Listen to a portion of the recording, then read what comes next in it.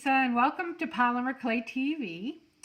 Today we are going to make this really cool ornament, and I just love the way it looks, the way it sparkles on a tree, it spins around, and it looks really complicated, but it's really easy to do. So I'm going to show you how to do it. It does take a little time because you have to just get things right before you bake them.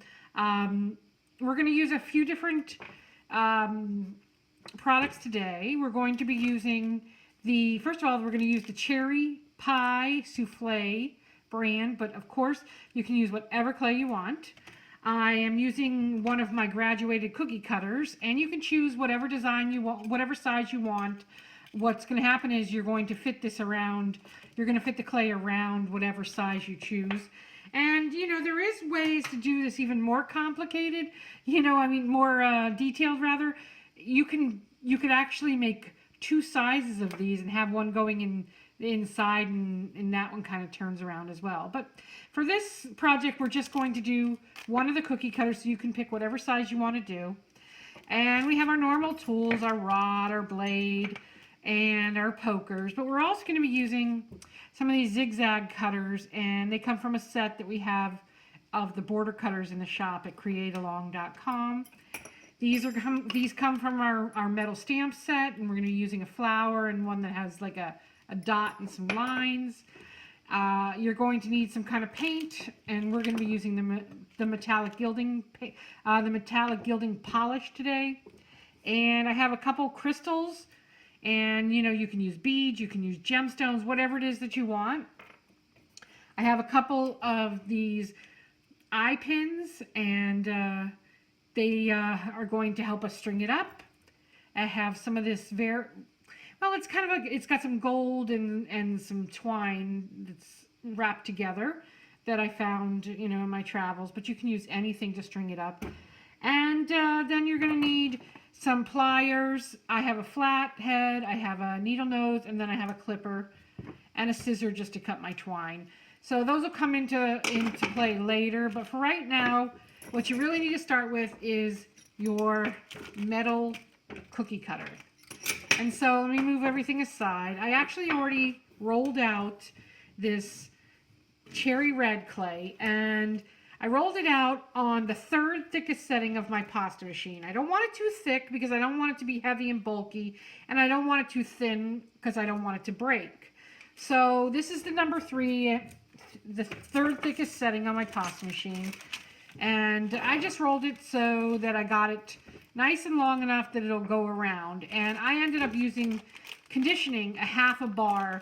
I found that if you do 1 bar, you might have to stretch it too much. So just do a half a bar. It makes your life easier. So condition it first, and condition it well. You don't want it cracking at all. So make sure it's conditioned well. So I'm going to cut off just one of these ends so that I have a nice square corner to work with. And when you're doing this, so you'll look at this, one of the points are going this way and one's going that way. So when you line up your border cutter, you have to make sure that you line it up that way if this is what you want yours to look like. So let's start here, since I created a nice flush area to do it with.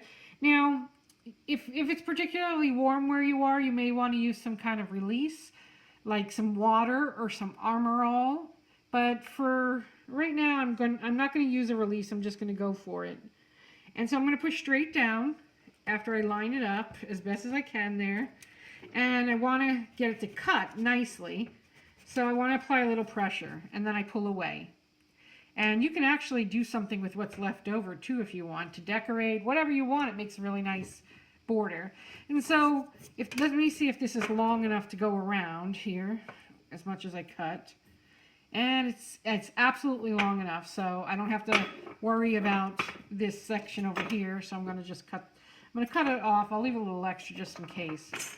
And so now we want to get the points going this way. So we have to turn it around in a way so that the point, this is the way. Let me see.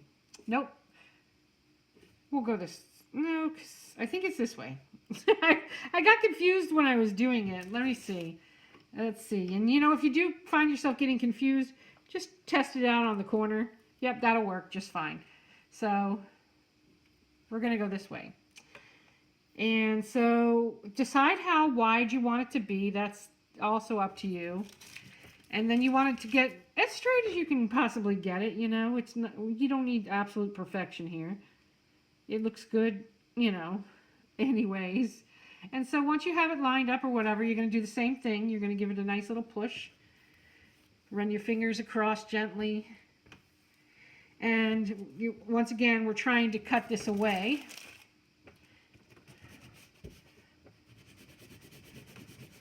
So that the clay comes away there.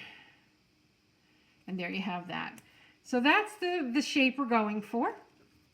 Now you may find you got a little line or something on there. Don't worry about that. You can use your finger to actually get that line out, because sometimes the edge of the cutter might leave an imprint on your clay. So just smooth it out with your finger gently. No big worries there. Now, there are two options. You can decorate it at this point, or you can do it while it's on your form, which our form is the cookie cutter. So sometimes it's easier to decorate it before you put it on there. Sometimes it's easier to decorate it after. So you just have to decide which works best for you.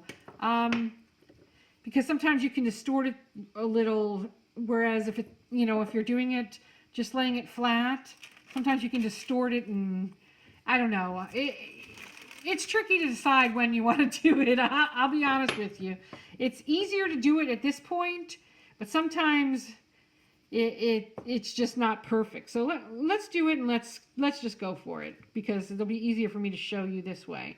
So I'm just going to be using my flour. And I'm going to skip a couple here. I'm going to just kind of go along and all the way up and down here until I reach the end. And I know, I measured it up. It's close to being the size I need. But if not, I'll just trim it when I get to the end. So you don't have to do anything perfect here. We're just, trying to get the design to go all the way across so that when you got it strung up, it looks really nice. And again, if you find that the clay is sticking to your tool, by all means, put a little water on there or some Armor All, and that'll help it from sticking. And so as simple as that, I've got that design on there, and then I came back and went in between with this particular tool as well, metal tool. And there's no rhyme or reason to it. I mean, you can do whatever you want. I just, I like the look of this. And once you add the color to it, the gilding polish, it really gives it another color. It gives it a nice dimension as well. And so, obviously, you take your time and do it nice and neat.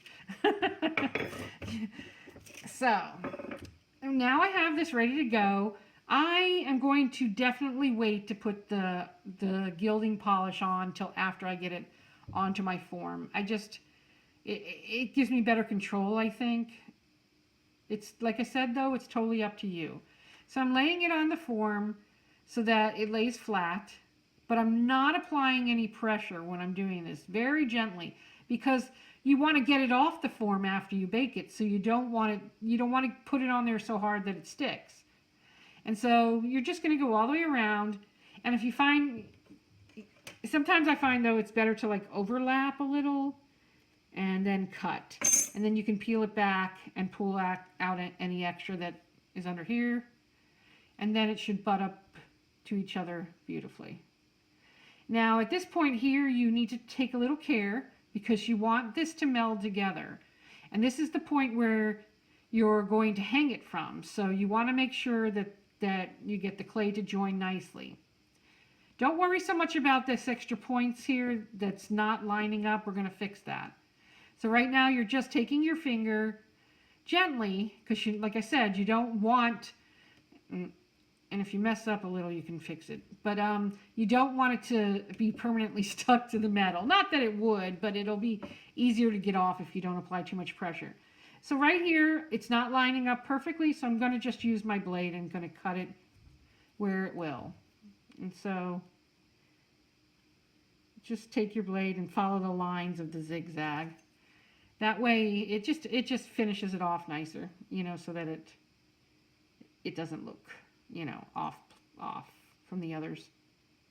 So just, you know, clean it up nicely with your blade.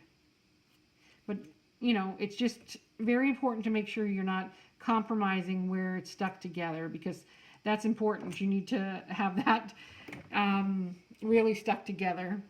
You can use your knitting needle or a poker if you need to fix anything, like I have a stubborn little piece that doesn't want to come off, or even an X-Acto blade, whatever. And don't feel like, you know, if you don't get every single little piece cleaned up now, you can still do it after you bake it, because it's not super thick that you can't cut it away. So don't worry if it's not absolutely perfect. You can always do things with it. Alrighty, so now we're going to just give it a little bit of pizzazz. And I'm using the gilding polish, and a little goes a long way. And so I'm just going to take my finger and I'm dabbing it all over the design. That's what I want to do. I want a complete coverage like this. You know, I mean, not complete coverage, maybe that's the wrong word, but a nice coverage, so that I highlight all of those designs that I've imprinted into the clay, and it gives it a nice, you know, shimmery look that will look really pretty on a tree or on a package, or, you know, as a gift. And so you just go around it until you've got the coverage that you like. I don't cover the ends because I like the fact that the red is shining through. That's one of the reasons why I did it that way. And so that looks pretty good there. You know, like I said, I'm not looking to do a complete coverage, but a nice coverage, you know. And if you see any areas, you can always go back even after you bake it. That's the cool thing about this metallic polish, is you don't have to do it only before you bake it. You can do it after it's baked, either or. And so I'm just dotting it with my finger, and dotting and blending a little, so that I you know, get a little bit of highlighted color. That's what I'm looking for on the green.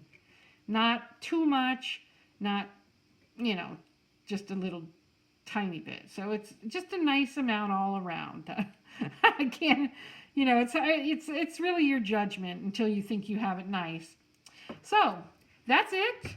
At this point, you've decorated it with the polish. You've got your cute ends, you know, with the zigzag. Now you have to add your hole to hang it. And so a knitting needle's good because it's a little thicker, and I wasn't sure what cording I was going to use at this point. And so I'm going to use this knitting needle, and I'm going to find my spot, and I'm going to just create a nice hole that's big enough if I want to use a bigger cord or something, but not too big that you know, everything wants to slide through it. So that looks about good. So at this point now, we're going to head over to the oven, get it baked, and I'll be back to show you what it's like after it's baked. All right, so our ornament has come out of the oven. It's still a little warm. I let it cool a little. But at this point, I want to take my blade, and I want to gently start running it under the clay after it's been baked. And what I'm doing is I'm trying to loosen it from the cookie cutter. And by gently doing this, this will help, you know, make it easier for you to get off of the cookie cutter. And so I'm just going to go all the way around with it. And as it starts to loosen, you'll feel it. And you can even get your blade further under there, and until you go all the way around and you've loosened the entire thing. So let me make sure I've gone all the way around. And now I should be able to get it off without a problem. You might need to use your blade to help you once again get it back under there. And so I might need to pull it a little as I have that under there. You know, you just have to play with it until it comes off. Push it gently, you know. And I'm going to show you also, we're going to clean it up right afterwards too. There we go. We got it. So there you have it. Now I see there's a few little ends that didn't get cleaned up. You can use your blade to clean them up, or you can use a scissor, or you can sand it if you want. If there's anything you're not happy with, go ahead and clean it up at this point. But this looks pretty good. And it was super easy to get to this point. You know, it's been baked. It's nice and sturdy. It's not going to break. It's still a little flexible. It is warm, but... So we're ready to move on now and put it all together. So actually, let's go ahead before we put it together and put some more color on the inside. So this gilding polish dries really fast, so no worries here. We can just quickly kind of rub. We're going to do the same thing as we did on the outside. Just use your finger and, you know, get the paint, the polish or whatever on the inside. And then you'll do the same thing with the green where we came back. And this is just so that it looks nice on the inside, you know, because it is going to be able to move around once it's hung up. So depending on, you know, how it gets hung, you're going to see the inside either way. So you want to make the inside look a little nicer. And so as simple as that. And then let me just cap this. And then you would do the same, but with the green, we're going to do the same like we did where we just touched it gently, you know, here and there. Not a complete coverage, just a little highlight. And if there's any imperfections, you know, where it's stuck to the cookie cutter or whatever, this will cover anything. So just do it to your liking, you know, and by the time you get done, it's almost dry. It really is. It dries that fast. So let me just wipe my finger off here. I'm going to be a little covered in gilding polish, but you'll be okay. You'll be able to see everything still. So now we want to put the crystals together, and I have 2 of these eye pins. And so I'm going to start by putting it upside down, okay? And I'm going to add my crystals on, 2 of them at a time here. And that's going to be what hangs through. Actually, we need 3 of these crystals. Let me grab another one. I had a whole bunch of them. Let's see, I've got bags of these things. We need 3, so 2's not enough, and 1 will go on the top. But here's another one. So let's go ahead, those are strung, those 2. Let's go ahead and string this one here. And this is the one that dangles at the end. So you're going to have the loop again going down, and you're just going to put your bead on. And we don't need all of that extra wire there, so we're going to cut some of it off. And so you just have to figure how much, because you need the loop here to hang it onto the other piece. So I think that looks good. So, oop, that went fine. And then I'm just going to use my needle nose pliers. Oops. And you want to grasp onto it. And you're going to twist it until you make a little loop. And then you want to continue down. If you need to use a flathead plier to help you, that works too. So you're just going for a little loop so that you can hang it from the other crystals. Okay, so that's ready to go right there. So now we want to connect it.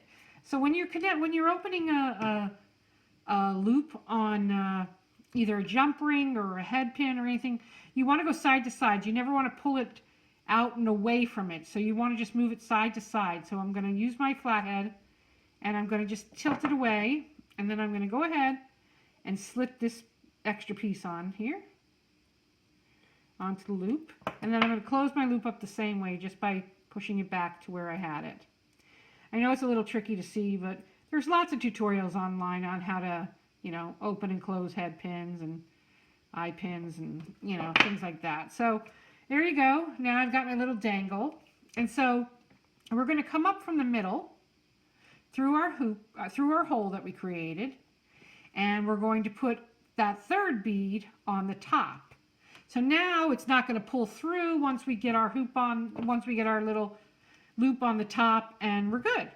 So now I'm going to take my needle nose plier back towards the back of it, because I want my loop to be pretty big, and I'm going to fold it over, and then I'm going to use this extra, and I'm going to kind of wrap it around with, if you can use another plier if you need to, whatever works for you, or use your finger. And so the idea is so that it's secure, you know, that it's a little awkward for me, way far away from me, but you'll get the gist of it. And so you just want to secure this so that this loop goes around as best as you can. There we go. And then if there's any extra, you can just cut that little extra wire off, just so you know that it's secure. Let me get that guy off.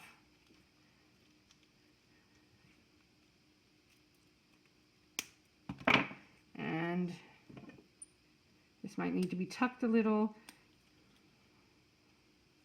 It's very awkward for me doing this so far away from myself, but otherwise I'll be off camera and I don't want to do that to you guys.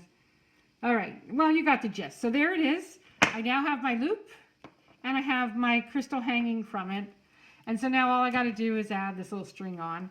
And basically it's just a matter of sticking it through the loop. And you decide how long you want it to be.